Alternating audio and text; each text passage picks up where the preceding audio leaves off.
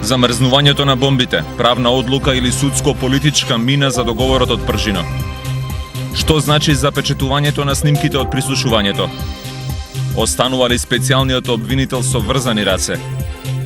Кои се политичките последици за договорот од Пржино? Можна ли е верба дека ќе се спроведе?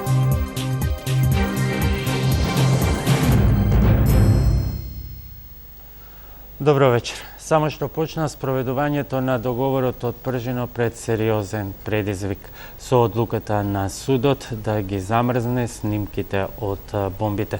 Слушнавте на почетокот, тоа се дел од тезите за вечерашната топ тема, а мои гости за сите овие дилеми се универзитетскиот професор господин Гордан Палеџиев. Добро вечер и добре дојдовте. И господин Богдан Чокогов, исто така универзитетски професор. Добро вечер и добре дојдовте и за вас во топ тема. Господине Калеџиев, би почнал со вас. Предупредувавте многу во изминатиот период на многу правни замки во случајот прислушување. Сега тоа се надоврзува и со обидите за воспоставување на специјалниот јавен обвинител. Ви изненади ли овој обид на судот брзо да го реши случајот, условно велам да го реши, со запечатување на снимките од бомбите? Па, морам да признам дека беше јасно дека судот ќе биде еден од главните, да речем, пречки во остварувањето на правдата и разоткривањето на овие политички злоупотреби на актуелна политичка елита. И штета беше што, освен прашањето за специјален обвинител, заснова врз тоа дека обвинителството е блокирано и политички окупирано, не се успеа во договорот од Пржино да се најде решение и за истите проблеми во судскиот систем. Така што тоа беше од потенцијалните проблеми со кои што ќе се сретне обвинителот. И јас лично очекував дека тоа ќе биде проблем кога ќе почна да се процесираат случаите. На некој начин ме изненади синоќа доцна, кога дознав за оваа реакција, дека тие сепак сакат нешто да направат порано, пред тој воопшто да стапи на сцена. И тука има, да кажам, индиции за тоа дека можеби тие и се плашат од обвинителот. Обидувајќи се оваа структура која што е неку во извештајот на ПРИБА и во другите извештаи е оцрнета како политизирана со сите товари што ги носи. Како еден единствен тим, значи постојното обвинителство во спрега со судот и со полицијата, па и одбраната на осомничените, да направат нешто за секој случај пред да дое специјалниот обвинител, да не им ги помати рачуните за секој случај. Тоа значи дека тие сепак на некој начин се плашат од тоа дека тој може да ги помрдне работите. Некои индиции дека нешто се готви имаше со тоа уште во периодот кога се после долги месеци на неактивност, за кои што беа сериозно критикувани обвинителството, пројави некоја активност, и тоа од после, од кога и веќе постигнат договорот за Пржино. Со тој огромен извештај со таксативно набројување само на случаите што е преземено, меѓутоа еве и од одлуката на судот се чита дека се уште во постапка, дека досега нема покренато решение за истрага за ниту еден. Па ние сега немаме детали, значи добри познавања за тоа, бидејќи самата предистражна постапка е тајна, што е и дел од оваа сега правна, да речам, правна разврска или компликација прво. Но политички е јасно дека тука има ујдурма и дека ова е еден вид заговор. Работата на обвинителот да се расипе за секој случај уште пред тој да стапи на сцена, што е политички некоректно, бидејќи мислам дека од моментот кога се постигна договор, дека ова ќе биде во надлежност овие случаи, прислушкувањето и сите индиции за криминали врзани со прислушкуваните разговори, откако беше договорено дека ќе поминат во надлежност на специјалниот обвинител, а врз основа на тоа дека е констатирано дека овој правосуден систем, ова обвинителство не е способно, ниту спремно, ниту волно да ги разреши законите, дека требаше да ја замрзне постапката. И ова се една од тие напорите. Ние не знаеме ни дали ова е крајот, можеби тие ќе направат уште некои чекори во смисла да го запечатат ова со некакво откажување, одгонење и слично, бидејќи правните последици од ова не се толку сериозни за јавниот обвинител. Тој со рестартирање со неговиот избор, кој ќе добие надлежност правно, бидејќи сега има само политичка надлежност, и судот се вади на тоа и обвинителите, дека политичкиот договор не ги обврзува, тие се обврзани да продолжат со работа. Да го почитуваат уставот и законот. Да, објективно, кога тој ќе добие надлежност според законот за обвинител посебен бил или ако биде со решенија на измени на законот за обвинителство, било како, кога ќе биде уредена неговата надлежност законски, тој има можност да го рестартира случајот и во тој смисол одлуката на судот не сметам дека е многу штетна, во смисла дека може не да се третира како рес јудиката, мислам дека тој може да го продолжи случајот без некои сериозни последици. Се разбира, ќе се соочи повторно со истиве судови. Но добро е што паднаа маските, само тоа ќе кажам пред да завршам во идол. Мислам дека најпозитивно е овде што паднаа маските, иако тоа беше релативно познато, но можеби е последен момент пред да стартува обвинителот, уште еднаш да се размисли да се направи притисок, можеби да се најде решение и за делот во судството, бидејќи очигледно е дека ова тука мислите гарнитура на специјалните судови опција која што опција специјални судови која што не е влезена во политичкиот договор и за која што објективно нема многу време, но не знаеме како ќе се тркала натаму преговорите, може да тие и да се одложат и слично, и јас би, доколку се укаже прилика, мислам дека вреди да се реши ова прашање, бидејќи објективно обвинителот ќе, како што гледаме, ќе најде повторно на ѕид кој ќе дојде до судска фаза на постапка. Сега малку ме збунува ово, од една страна велите дека ова заговор против против специјалниот јавен обвинител, а од друга дека одлуката сепак нема правни последици, меѓутоа ќе ги разговараме тие детали претходно да го слушнеме и ставот на генералната оценка на господин Богов. Кој е вашиот коментар околу ваквата одлука на судот, бидејќи сега се соочуваме со две протиставени толкувања. Едното е она на господинот Калајџиев, другите некои неофицијални коментари, иако не излегоа луѓе со име и со презиме да ги бранат во ниту еден од медиумите, е дека станува збор за одлука согласно словото на уставот и законот. Ја би тргнал од една прагматична ситуација. Тие што се опфатени со оваа постапка, нормално дека наоѓаат начин да си се одбранат. Нивниот адвокат постапува во интерес на своите клиенти и веројатно кога биле повикани на разговор, така е кажано дека биле повикани на разговор во јавното обвинителство тројца или четворица од овие политичари наши и нивниот адвокат, веројатно им било предочено кои се доказите со кои располага обвинителството и да се произнесат по нив. Адвокатот, како правен советник, почувствувал дека може би видео снимките се најтешкиот документ кој би можел да им наштети на неговите клиенти и го искористил правото да го оспори тој документ со барање ке судијата на претходната постапка за тргање на тие документи и судот решил така како што решил. Мене тоа многу не ме загрижува и не ме изненадува многу. Веќе си очекувано. Меѓутоа, сопштенијето мене ми е многу интересно на Основниот суд Скопје, еден во кој кажува дека, може би ја не сум информиран, еве вие, господин Христов, сте новинар, па ја прв пат слушнав од надлежен орган во оваа држава дека прислушкувањето е незаконско.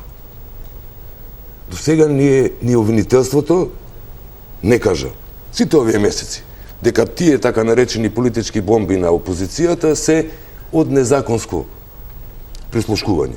Во соопштението на судот пишува дека обвинителството одговорило дека они не дале наредба за тоа и дека тоа прислушкување е незаконско. Одлично. Значи, по мене имаме голем исчекор. Каде го гледате? Во соопштението, Причекорот дека се кажа дека сега конечно имаме незаконско прислушкување. Ако Да, имаме но се уште не сега. се кажува од кого. Вака. Може би да Само ќе момент. заврши повторно Значи, сега имаме на конечно тезата од дека суд- тоа го направила групата на Верушевски. Добро, групата на Верушевски. Сега вака. Значи сега каде е обвинителството, ова постоечко обвинителство, во овие сите 5 или 6 месеци колку се од кога почна овие политички настани во Македонија, да утврди кој е тој што незаконски прислушкувал, затоа што они знаеле дека не побарале ни добиле наредба за следење на комуникации. Тоа е едно. Со тоа што они 6 месеци постоечкото обвинителство не прави никаков исчекор да утврди кој прислушкувал. А имаме таму двајца во таа постапка со Верушевски. Верушевски бил наредбодавач, а овие извршители. Сега, значи ја не сум некој видовит човек, меѓутоа имам некој мало искуство во безбедносните служби од 20 години. И толкав обем на следење на телефонски разговори од двајца во поголем временски период од некои 3 до 5 години, тоа нема шанси да биде направено. Таквото систематско следење на илјадници граѓани на Република Македонија може само да биде од соодветни државни служби или, ако што денеска за едни друг медиум изјавив, дека тоа е од криминално парадржавна организација. Зошто криминално парадржавна организација? Затоа што во Македонија ми се чини нема потреба од некакви си мафијашки криминални организации, затоа што политичкото живење во оваа држава е предполитичко, од анализи направени од многу попаметни луѓе од мене што сум ги читал, и дека ваква криминална активност повторно мора да биде внатре во државните институции, меѓутоа истите изместени од својата законска и уставна поставеност и злоупотребени за криминални цели. И добро, сега И сега е моментот многу битен кога конечно во оваа држава треба првата задача на специјалниот јавен обвинител да ги изброи државните институции и да ги каже на јавноста кои државни институции се имаат на располагање опрема за следење на комуникации. Тука доаѓа военото разузнавање, царината, Бирото за јавна безбедност, Управата за безбедност и контраразузнавање, Агенцијата за разузнавање. Значи најмалку 5 државни агенции во оваа држава, можеби, не тврдам, можеби имаат опрема за следење на комуникации. По кој основ тие го имаат? Тоа е, според моето скромно знаење, многу несигурно, освен за Министерството за внатрешни работи, другите и военото разузнавање до некаде може да се најде некаков основ, иако не е многу јасно во законската регулатива. Сите патуваат кон УБК. И конечно, дека треба во оваа држава, тоа се спомна во јавноста дека за да се купела опрема за пресретнување на комуникации не било многу голема работа. Добро, не се големи пари. Меѓутоа, за да можете некого 24 часа да го следите 3 години, вас ви требаат човечки капацитети, што многу чини. И да видиме колку има по партиски штабови таква опрема. Мислите дека има? Па моје лично мислење е дека има. Затоа што, например, мојот факултет испадна дека купил опрема за следење на комуникации, која никогаш не дојде на факултетот за безбедност, а Министерството за внатрешни работи одговори дека никогаш не ја примило, а има некои документи на факултетот дека таа опрема за следење на комуникации му е дадена и била донирана. на Министерството. Да се вратиме на... Значи таа завршила негде на пат од Идризово, без број каде што е факултетот за безбедност, до МВР, негде застанала таа. Сега, вие со вашето 25 годишно искуство во МВР, кое најмногу е токму на истрагите, на криминалитетот. И на криминалитетот, имате своја теорија, господинот Калеџиев од друга страна навести некои правни аспекти. Она што лаиците, правни како мене, но и како голем дел од публиката ги интересира, конкретно е што ова значи. Значи, што значи тоа кога судот одлучува дека овие материјали се незаконски стекнати и тие се запечатуваат. Не прашувам во однос на специјални, пред се во однос на актуелниве обвинители. треба сега тие да престанат да работат или што? Па, контекстот за кој што споруваше Богданчо, јас се сеќавам гостував непосредно во оваа емисија по извештајот на Приве и го гледам приказката во таа смисла дека меѓународната заедница од која што се изради притисокот за специјален обвинител, кој што беше прифатено, тргнува од извештајот на Приве, кој што не ја потврдува тезата на актуелната на МВР и на обвинителството, врз кој што се заснувани процесот Пуч, дека тоа е мала група луѓе кои што незаконито прислушкувала и што ја знам. Туку под знак на прашање го става целото прислушкување со силни индици дека тоа сепак е направено во МВР. Но не кажува дека го направиле, не потврдува дека го направиле тие што се обвинети, туку вика дека треба да се испити. И тоа е главната цел на ова. Значи, таа работа не е ни почната и му е доверена со политичкиот договор врз основа на сите слабости на системот кои што се очигледно пропусти или слабости на постапката што е веќе почната, дека таа приказна не важи, е многу слаба, многу неверојатна, како и приказката со комбето и слично. И дека допрва еден орган кој што е специјалниот обвинител и со соодветен тим и можеби со помош на меѓународната заедница ќе даде прво конечен одговор од кого и како е правено прислушкувањето, па после да видиме дали е тоа незаконито и слично. Зошто велам после? Денеска гледам и по медиумите се помена фрла дрва и камења врз основа на тоа како ја сум тврдел дека незаконите докази може да се користат. Да, една од тезите беше што не му е, јас ја интерпретирам буквално, што не му е јасно на Калајџиев кога тој го пишуваше законот за кривична постапка, значи, што и во не е тој јасно, закон пишува дека пробам... еве го и членот, дека доказите стекнати по незаконски пат не можат да се македонската правна наука и струка е прилично слаба. И гледам дека луѓето се расфрлаат со две тези, едната се базира на тоа дека незаконитите докази автоматски се не може да се користат независно од кого се незаконски прибавени и независно спрема кого. И таа денеска гледам и Тортевски ја поддржува, таа е тезата на адвокатот на Груевски, кој што инаку не знам по која линија успел. Не верувам дека он адвокат на сите тие што се таму наведени во сите случаи. Мислам дека они имаат различни адвокати, не верувам дека он сите случаи ги води. И од тука е многу правно проблематично како на негово барање се издвоени законите од сите предмети. Добро, тоа не го знаеме, можеби е застапник на сите. Да видам да не верувам. Значи, во ова приказна има многу работи да видам да не верувам зошто. Значи, прв пат се случува нешто вакво. Ќе пробам да објаснам. Во овој дел на постапката, уште не се знае обвинителството е господар во тој дел. Уште прибира докази, се нема произјаснуто за доказите, ниту им кажал што има намера да користи, што нема намера да користи. Тој дел е таен и до сега не се случило да се приговара во овој дел на постапка да се издвојат докази. И свака му част треба да си адвокат на Груевски за тоа да ти успее. Дали е тоа држава на еднакви, сами ќе одговорите. Ја би сакал, кога би може да адвокатите ефикасно да ги издвојуваат во принцип незаконитите докази. Ама кога тоа му успева само на адвокатот на Груевски и неговата фамилија, мене тоа уопште не ми е симпатично. Тоа значи дека во оваа фаза судија во претходна постапка не смел да... Јас зашто дека е незаконито.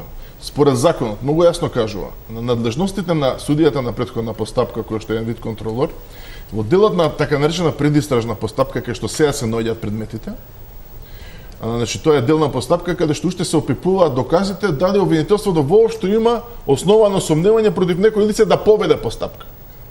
И уште они не одлучиле ни за тоа. И во тој дел таа е тајна, бидејќи не се знае ни што ќе искочи од тоа, нема никакви реални последици по осомничените и слично. Од друга во тој дел истражниот судија, односно сегашниот судија на претходна постапка, израчно нема надлежност, бидејќи неговата надлежност на која што се повикуваат членот што го цитираат 93, ако не се лажам, се однесува е сместен во делот на истражна постапка, кога тие докази веќе се предложени во една формална фаза на постапка. За делот за кој што сега се работи, овој судија може на барање на лицата кои што уште во тој дел на постапка во која сега се наоѓаме, немаат ни формално несени странки, него се граѓани, значи лицата кои што засегнати, така се опишани дури во законот, многу неформална рана фаза на постапката, може да се пожалат на истражниот судија. Ако обвинителот или полицијата при нејзиновото постапување они направиле нешто незаконито. Значи, они кои ќе направат нешто незаконито. Прашањето дали доказите што они ги добиле на друг начин, а прибавени од трето лице, се или не се незаконити, е допрва предмет што прво ќе го истражи обвинителот, па по тоа што ќе му го предложи на судот и другата странка ќе опонираат со правни аргументи во време кога тоа ќе биде зрело, истражено и предложено како доказ. Значи, судот се вмешал порано, што не е вообичаено, и што јасно се покажува дека се глуми во име на човековите права да се заштити политичката елита која што системски ги злоупотребувала човековите права. И сега правно обвинителството, според некои објаснувања, до вечерва на полнок има право да се жали. Да го објаснам само делот за кој што ме прашавте, не го објаснам за законитоста. Многу е важно. Значи, во светски рамки и кај нас. Законот навистина на прв поглед личи дека ги забранува сите незаконити докази, нашиот закон. Но законот не е некој извор на правото кој што од голите зборови имаат апсолутно значење. Зборовите имаат смисла во контекстот во кој што се ставени и зад нив стојат концепти, стојат доктрини кои што се објаснети. Исклучување на незаконити докази во правната теорија е предмет на дискусија за која што има обемна литература, додуше не многу кај нас повеќе во странство, наназад 50 години од моментот кога се јавува строгата смислата на забраната на незаконити докази кои што се инаку релевантни. Значи, доказ дека, да речеме, со незаконито признание, добиено со некакво малтретирање, со некакви шприцеви, хипнози и слично, ние не го допуштаме иако тој доказ не води до криминал, бидејќи методот што го применува државните органи е забранет од смисла на неморалност, го навредува интегритетот на системот. Значи, ние не можеме да допуштиме полицијата да прислушкува, таа мора да го праша судот. Не може да ги тепа луѓето, не може да ги испрашува без адвокат, тоа го санкционираме. И законот е усмерен во прв ред на забрана дека со вакви незаконите методи ние, иако ќе дојдеме до некои докази, не ги прифаќаме, процесно ги санкционираме, а богами ги казнуваме тие. Значи имаме и материјални забрани, и кривични дела и санкции против луѓето што ги сториле, затоа што сметаме дека тоа не одговара, односно го крши интегритетот на системот и ние не сме криминалци да постапуваме на криминални методи што ги оправдат средствата. Но сосема е друго прашање. Ако до некои докази додадат од трето лице, за кое што гледам се зборува во јавноста, се цитира најпознатиот случај Шенк против Швајцарија, тоа е многу филмски случај кој што е многу сликовит за ситуацијата. Едниот брачен другар бара платен убиец, платениот убиец му кажува на третиот, односно на вториот брачен другар и го снимаат брачниот другар што го нарачува убиството. Снимањето од страна на овие двајца не е законито, но не го прави државата и во судрот на општествените интереси меѓу приватноста на сторителот на делото и интересот на општеството да го казни убиецот, нарачателот на убиството, е јасна претежност дека правото на приватност е помало од ние такви вредности секој што аплодираме ние не ги апсолутизираме. Тоа е таа дебата околу јавниот интерес, праксата на Европскиот суд за човекови права. Сосема трето, само да довршам. Сосема трето е кога сторителот на делото не сме никако да префитира своето злодело. Значи во случајот сериозни индикации дека политичката елита вршела масивни прислушкувања, повреди на човековите права.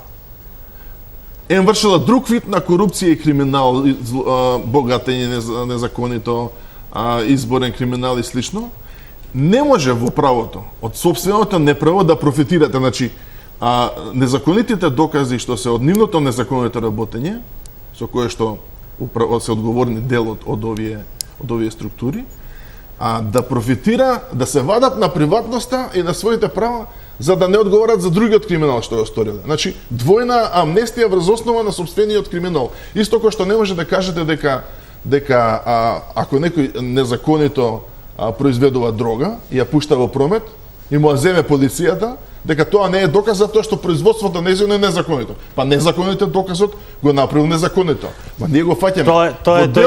Во делот на прислушкувањето, овие докази ни се корпус деликти. Нивно издвојување од постапка е попречување на правда по однос на главното кривично дело на овластено прислушкување. И тука многу со една наивна приказка за симпатичните права на обвинетите, осомничените, кои што магично ги остваруваат за разлика од другите граѓани околу ранова постапка, се сака да се скрие една голема уйдурма. Она што сакам да го дополнам Богданчо, кој што кажа дека ова не е баш толку наивно и дека не е само проблемот во обвинителството или во судијата. Не треба да сме наивни дека во Македонија веќе подолго време ова е заговор на повисоко ниво. Оваа приказна што денеска вчера гледаме, тоа го знаат сите што малку повеќе ги познаваат структурите, е договорена на највисоко ниво со учество и на адвокатите на главните осомничени, и на обвинителството и на судот и во прва и во втора инстанца. Луѓе точно кажуваат на кој состанок минатата недела е договорено ова. Ја немам докази.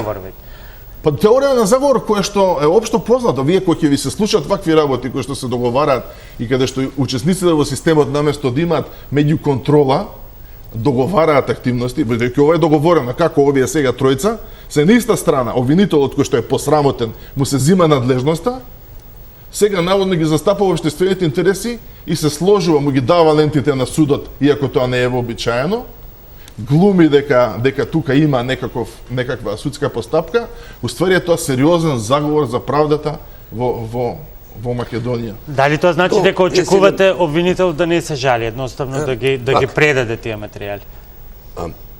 Сега некако јавно да се каже тоа не звучува, меѓутоа ја лично можам да кажам дека од оваа структура на обвинителството и покрај тоа што ги познавам дел од тие луѓе си има прекрасни со свој интегритет и така натаму, меѓутоа не ги добиваат ваквите предмети, некои други обвинители ги добиваат овие предмети, не тие што имаат личен интегритет. И тоа Добро, 17 работат.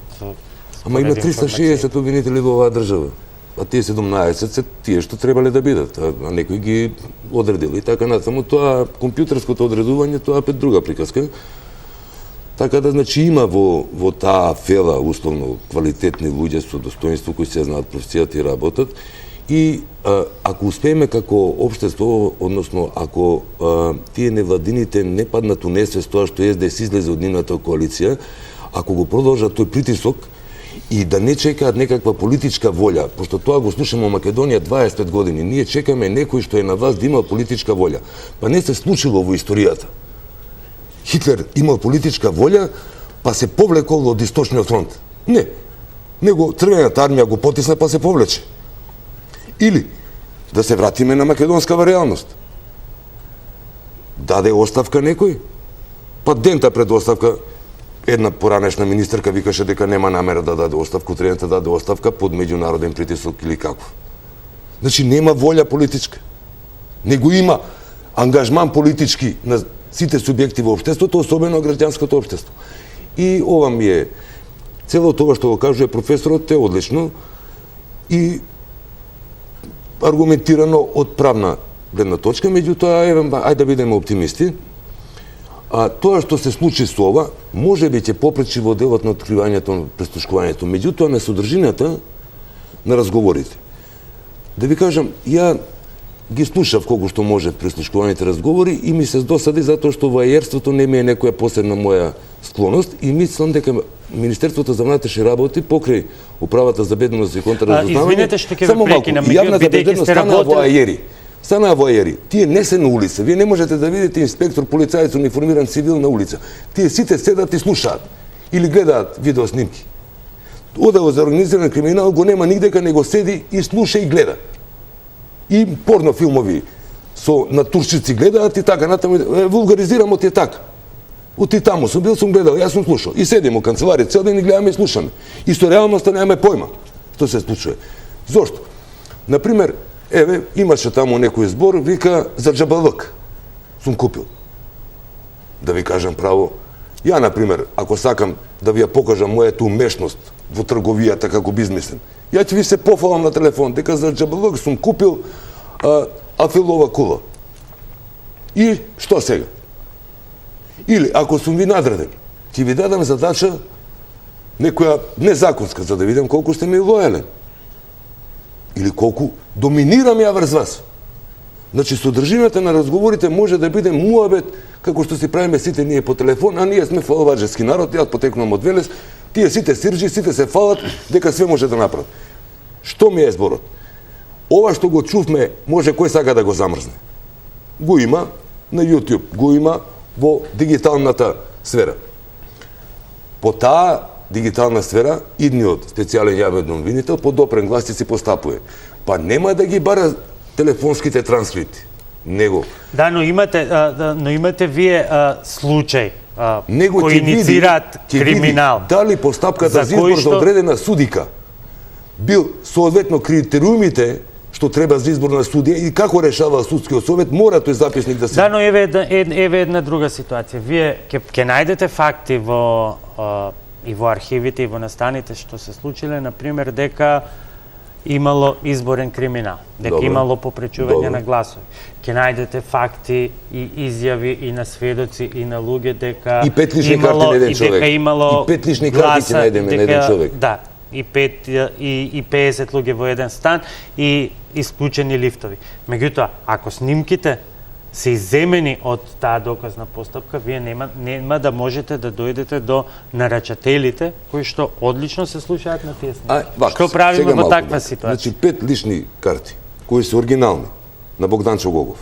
Кој може да направи во оваа држава? Министерството за внатрешни работи. Кој е одговорен во Министерството за таа служба? Тој и тој.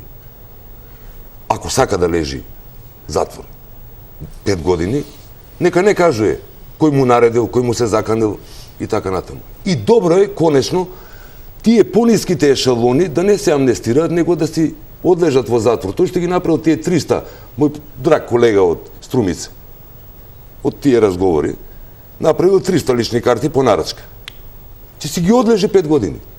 Ако не каже кој му наредил, кој му се заканил, може тој има деца и така натаму, па мора тоа да го направи, па судот ќе цени после дали него ќе му даде година. Сакате да кажете дека има и други докази по кои што може да се дојде до... Додека не после да одат во затвор непосредните извршители, до тогаш Богданчо како министер ќе може да командува и да владее незаконито и да прави баханали какви сака. А тие ако се спремни за нечи туѓ интерес и профит, да си ги остат семејствата и да одат во затвор 5 до 10 години, нека лежат.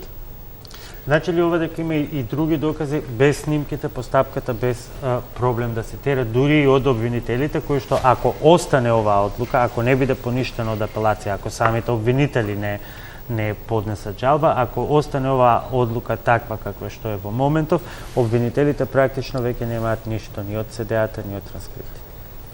Во овој момент може да спекулираме, значи нема дело без докази, таква совршен криминал нема, особено кога се направени многу дела и кога овие малку забегале. Значи ние гледаме дека у крајна линија дури политички, јас и човечки ги осудувам, сикам добро овие луѓе, нели им е доста, колку пари имаат што може да го направат квази легално со тоа што може да тие бизниси што ги имаат, што им се мање помалку или повеќе легални, зошто оделе во овој тип на криминал и злоупотреби кој што го гледаме.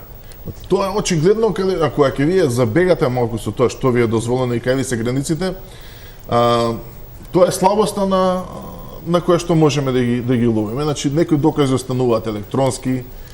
Мала е Македонија, рекла, казала, има многу, но многу луѓе знаат многу работи. Дали ќе се охрабрат луѓето? Дали имаме гаранции ние и како ќе ги мотивираме да сведочат? Нема да биде лесно. Ако мислиме дека со лесно ќе најдеме некој дека ги сведочи дека Гордана Јанкуловски им наредила да ги прават лични карти и слично, нема да биде лесно. Но Богданчо каже дека имаме инструменти, односно можеме, не мора и вербални докази и материјални, ако знаеме од материјалните докази, дека тие сега во овој период на една година од која обзнането криминалот и сите некои главни сомненија, претпоставувам во дентите, ќе има и други. Тука и правна не е многу јасно прашањето што со тие кривични дела кои што ќе се откријат од лентите или се поврзани со нив, но тоа е веќе правна сфера за која што може да се разговара во делот на надлежноста. Ги спомнавте препораките на Прибе, кои ако се следи духот, словото на договорите од 2 15 јули, кој практично се составен дел на обврските што ги презеле партиите. Во еден дел од нив се вели дека ефективна истрага може да побара одземање на датотеките и сите достапни архиви од ДУБК и телекомуникацијските оператори и нивна споредба со издадените судски наредби. Онаму каде што е потребно, истражителите може да ја разгледаат можноста за меѓународна правна помош и експертиза, на пример во повратувањето на избришаните датотеки. Со оглед на вашето искуство, дали е тоа можно и дали овој факт дека според судот обвинителството и натаму постапува, нема некоја одлука за ниту еден од тие 27 предмети, дали ова значи дека обвинителството досега ништо од ова нема преземе?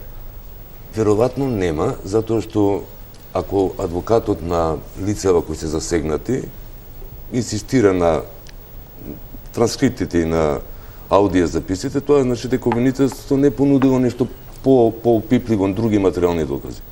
Значи и сегашниот обвинител што го има предметот плацеви наводно, еве сугестија минимално од мене. Нека види во катастерот за тие плацеви колку трансакции има во последните 2 години. Кој бил првиот собственик пред 2 години, после тоа сега еве медиумите кажуваат некои имена бизнисмен дека е собственик на тој плац. Да се види како одело плаќањето меѓу тие. Тоа се суми на 5000 евра и над 15.000 евра, значи тоа треба, имаме нели ние, како се викаше, за финансиско разузнавање агенција, тие трансакции се над 15.000, да ги видиме како оделе, од кај се тие пари, на сите тие што продавале, купувале. Од тие веќе си знаеме сите дека имало едно купување, па сега овој бизнесенов ги купи. Да видиме од него кај му се парите. Не викам дека не работи добро, меѓутоа треба управата за јавни приходи, затоа заедно со финансиско разузнавање, за потребите на сегашниот обвинител што го води предметот, да му го истражи тоа. Да. Како одело пренесувањето на овој плат. Понатаму, како тоа парк шумата водно, со која одлука на се сменил урбанистичкиот план, како е донесена таа одлука и да преиспита и таа одлука како е донесена од град Скопје и така натаму. Значи има бројни други можности за утврдување на материјални и вербални докази и сегашниот јавен обвинител без овие снимки. Добро, каде, ако е така, а немам причина да се сомневам дека е така, каде тогаш го гледате заговорот да се подкопа, саботира специјалниот обвинител? Еве, ја само ќе се обрсам, се извинувам, професор. Значи, вчера ги слушам политички некои актери што се актуелни, тие веднаш се возбудија дека ова е демек скандал, ова е она. Значи, заговорот го препознава менталитетот на политичките сили во оваа држава.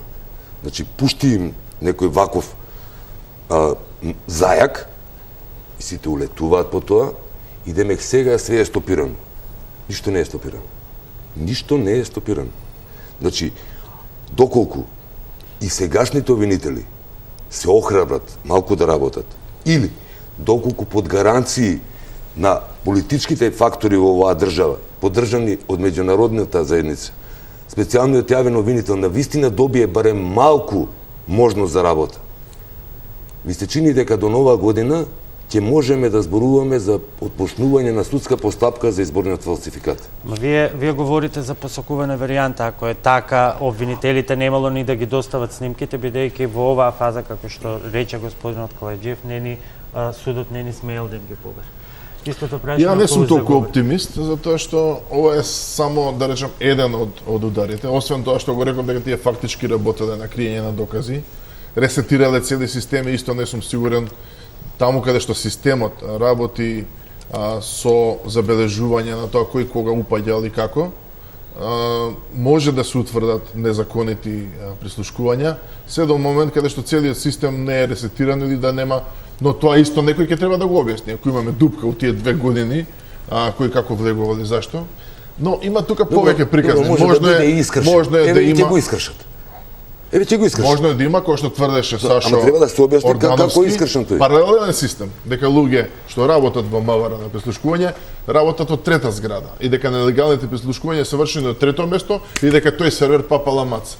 И вие одите на серверот МВР, таму е све супер. тој сервер може физички не постои. Трагите остануваат во комуникацијските провајдери. Тоа е една од надежите. Ние ништо не знаеме што се случи со тоа, со внатрешната истрага во Телеком, што беше најавена. Дали заврши, почна, што утврдија тие и дали државата нешто ќе добие од тие материјали. Претпоставувам тука можеби ќе треба притисок да се направи на германската влада. Но заговор има, ја тврдам, не сум толку оптимиста како Богданчо, дека со лесно ќе се најдат други докази. За некои дела можеби да, но за многу дела ова е една од обструкциите главни, да се замрзнат ленти или да не може да се користат, но они спремаат сигурно други обструкции за други работи. И кога ќе се обратите до државните органи, обвинителот ќе има многу мали можности сега дека оваа политичка гарнитура ги држи тие институции, па дури кога ќе си заминат, ќе гледа да не остане ништо за нив, што ќе биде индиција за криминал. Нема лесно да добиете вие ова што вика он од управата за како се викува за перење пари Тартмарт. Тие нема да бидат многу среќни да ви достават информации, никој не биде да биде среќен ни да сведочи, ни да ви достави материјали, и тука ќе има многу проблеми државниот обвинител, новиот овој. Како тој ќе Ја не очекувам да биде лесно. Не очекувам да биде лесно. Меѓутоа очекувам дека барем ќе има минимален простор од не само од владеачката гарнитура, него веројатно и другите политички фактори во оваа држава ќе му дадат барем малку простор на специјалниот јавен обвинител, а очекувам дека пријателските земји и служби навистина ќе помогнат на Македонија, затоа што кога сме барале, во моето искуство, сега не можам да ги кажувам конкретните случаи, години и настани, навистина од пријателските безбедносни служби сме добивале огромни податоци и многу корисни податоци за наши истраги. Тоа го очекувам и денеска, затоа што во крајна линија Европската комисија застана позади договорот политички во Македонија и затоа што и денеска во преговорите меѓу политичките субјекти во Македонија имаме посредници и експерти од Европската комисија, така? Што конкретно го очекува новиот обвинител во завршницата? Претходно да ја слушнеме изјавата на поранешниот обвинител Јован Трпеновски и неговата оценка за судската одлука за запечатување на материјалите од бомбите и нејзиното влијание токму на работата на идниот специјален обвинител. Прва одлука да не ме изненадува. Тоа е практично продолжување на една пракса која што е спротивна на одредбите од Закон за кривична постапка, бидејќи се трга само од формалната страна. Дали доказите кои што ги предложи поносителот на пријавата се обезбедени на начин како што го предвидува Закон за кривичната постапка. Тоа неспорно е, затоа што овие се добијани со незаконно прислушување. И едини орган кој што може да утврди кој и како вршат прислушувањето е јавниот обвинител. Место јавниот обвинител да се впушти во суштината на проблемот, да утврдува кој и како ги прислушувал, тој трга само од формалната страна. Меѓутоа, ваквата одлука воопште нема никакво влијание на специјалниот јавен обвинител, бидејќи не станува збор за нешто кое што е решено, некако би рекле дека има правна развршница па да се бара нови докази за да се отпочне нова постапка. Би рекол со правниот речник, не станува збор за ресјудиката, што значи јавниот обвинител ќе може да отпочне со постапката по доказите кои што се презентирани кај сегашниот јавен обвинител, а веројатно опозицијата тоа ќе остори до специјалниот јавен обвинител кој што ќе биде во меѓувреме избран. Меѓутоа, сакам и нешто друго да кажам. Ваквата одлука, мислам тоа е спротивна и на договореното во Пржино. Што значи? Не би можело да се осуети она кое што е договорено и подписано од сите учесници во договарањето и сметам дека некои од учесниците, мислам на авторитетите од Европската заедница, нема тоа да го дозволат. Со други зборови, ваквата одлука воопште нема да има никакво влијание на понатамошното процедурално постапување на специјалниот јавен обвинител. Јас мислам кога веќе доста долго време не се произнесуваше јавниот обвинител, можеше да причека уште мало, да дојде специјалниот јавен обвинител и тој со својот авторитет и знаење да ги реши проблемите. се потврдува дека на вистина нема желба да се постапува по она кое што на вистина е суштествено. А цела македонска јавност знае за каква сериозна работа станува од материјалите за прислушувањето.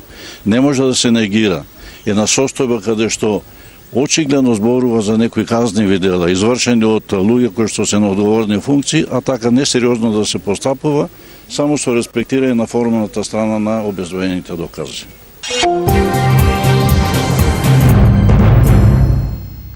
Тоа беше поранешниот јавен обвинител Јован Трпеновски. Господине Калеџиев, во завршницата, што понатаму?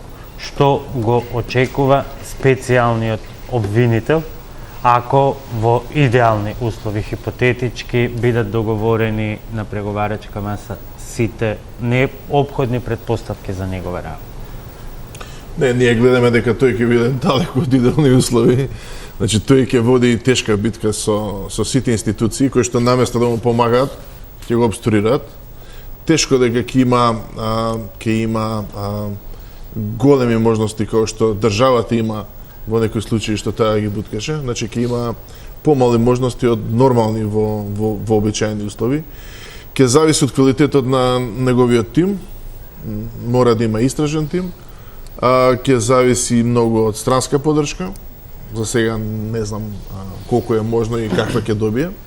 Јас кажав дека хрватите конкретно се релативно разочарани, тоа што го знам за тоа во нивните случаи на корупција и на организиран криминал од политичката елита, особено во случајот на Санадер, дека немаат добиено таква помош како што очекувале. Така што не сум оптимиста, но се надевам дека не е секој криминал откриен, но се надевам дека барем за дел од криминалот ќе се открие вистината и дека некој ќе одговара. Не сум премен да живеам во држава во која што ќе се помириме со криминалот. Господинот Трпеновски рече нема последици правни врз работата на обвинител, на идниот специјален обвинител, оваа судска одлука.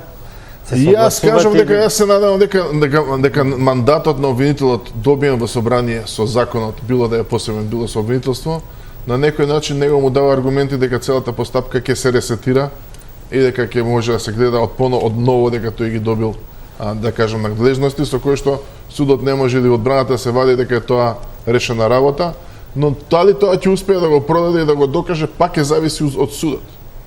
Значи, ако судот остане наклонет, ќе се држи натаму до тоа дека тие докази се незаконити, не може да се користат за За специјален суд нема време. Што со ваква суд? Па, не знаеме дали нема време. Објективно, мене ако ме прашате, денеска сме втори, мислам дека рокот за 15 не може да се испочитува. Дури и за обвинител? Па не за обвинител, значи законот треба да се донесе, да има минимум, па и да стапи на сила следниот ден, треба да помине низ некоја процедура во собрание. Тие се далеку уште во работната група, иако е тоа тажно, бидејќи се работи за 5-6 работи во врска со неговата надлежност, односно со повисокиот судебна надлежност, дали ќе има или не истражен тим и кој ќе ги бира 5 работи. Ако сме ние сериозни да ги договориме, тројца ако имаме 3 интереси, да ги договориме денес, ако останеме уште 5-6 сати, ќе ги договориме. Значи нема теми што не се. Зошто партиите до сега не ги договориле? А они знаат, ја не знам. Но би било тажно да го притиснат обвинителот на 14 да прифати, на 15 да го изберат. Без да може да ги постави своите услови, да обезбеди свој тим, да обезбеди буџет. Гледате веќе како ги зафркаваат за ова. Утре ќе го зафркаваат, ќе нема пари да има хартија, ќе нема пари да патува, ќе нема пари да плати вештачење, па ќе го нападнат за уставниот аспект. Ја предлагав дури да се отвори паралелно, за да нема дилеми, да не искочи утре по 2 години работа кој ќе дојде да докази обвинителот, да падне уставниот аспект, единството трт мрт. Дека се измени уставот, ако има политичка волја, додека важи притисокот. Тоа е процедура од најмалку 6 месеци. Објективно, А тука се работи нека со тече денови и со паралелно. недели. Нека тече паралелно. Нема да заврши ни постапката пред уставен суд за 2 месеци. Последното Зошто да му прашање виси за на вас, глава? дали и најновите измени на законот за кривична постапка ги воспоставуваат неопходните инструменти и механизми за ефективна и ефикасна истрага како што говорат и бараат и од меѓународната. 2010 Да, новиот закон. новиот. Ја мислам дека новиот закон во праксата се потврди, се покажа одредени неконзистентности, што е сосема нормално и во другите земји тоа се случувало, имаше и некои, не знам до кај се измени и дополни Бидеме така само натаму. по- Значи, има можност по сегашнава законска регулатива јавниот обвинител да води успешна истрага. Не, ама тие алатки нема да ги има специјалниот обвинител. Барем не додека нема некоја попријателска атмосфера од другите државни органи. Законот тргнува од тоа дека има соработка меѓу државните институции, инспекторати и сите му се алатки на обвинителот. И судот дека е непристрасен, но тој ќе се судри со нив, значи тој ќе биде еден вид Дон Кихот. Ја мислам Законот дека нема сите- врска, Ја само, законот. еве, пошто веројатно крај е на емисијата, јас само сакам да кажам дека мора сите да притиснеме. Затоа што ова историски момент и така натаму да не е драматизирано, меѓутоа Македонија ќе продолжи да тоне со невидена брзина. Значи мораме сега да почнеме да ставаме кочници на тонењето, а тоа е веројатно борбата против политичката корупција, иако тоа не е многу јасен термин, или корупција сторена од лица кои се на политички позиции. Значи мора да почнеме со спречување и откривање и казнување на таквиот тип криминал, затоа што иднината на оваа држава е ќе ја доведеме под прашање. Почнав и ќе завршам со вас по се што кажавте, сета скепса и сите дилеми. Се врти вашето име како кандидат можен за специјален обвинител. Би прифатиле номинација ако ви се понуди? Па под вакви околности не би прифатил номинација од денес зутре. Значи мислам дека секој обвинител треба да се избори за соодветни услови, да му бидат гарантирани тимот, тој треба да преговара со тие луѓе. Добро, гаранција ќе ви биде Треба да добие- законските одредби. Кој? Законските одредби дека ќе имате буџет, дека ќе имате Нема, веројатно. тој треба да одбере, таму ќе пишува дека има право на обвинители. Тој треба ли тие обвинители да ги најде? Да сакаат општо да работат со него. Што утре ако сите го одбијат? Значи ја треба да направам тим кој што премиерот прави влада. Премиерот ако го одбиваат сите, е кој што паѓаат влади еве во Грција.